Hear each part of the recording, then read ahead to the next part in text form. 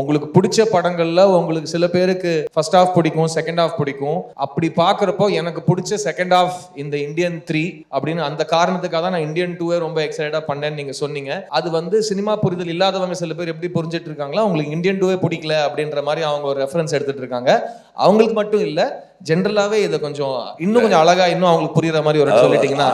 6 வருஷம் டைரக்டர் கிட்ட எந்த குறையும் இல்லாம நான் நல்லபடியா வேலை செஞ்சுட்டு இருந்தேன். ஒரே பிரஸ் மீட்ல என்ன அவர் போன்ல கூப்பிட்டு என்ன சார் இப்படி பண்ணிட்டீங்கன்னு வருத்தப்படுற அளவுக்கு ஆயிடுச்சு. அதாவது உங்களுக்கு 3ஆம் பாகம் ரொம்ப பிடிக்கும்னு சொன்னது இது குழந்தைகள் கிட்ட கேட்கக்கூடாத கேள்வி. அம்மா பிடிக்குமா அப்பா பிடிக்குமான்னு.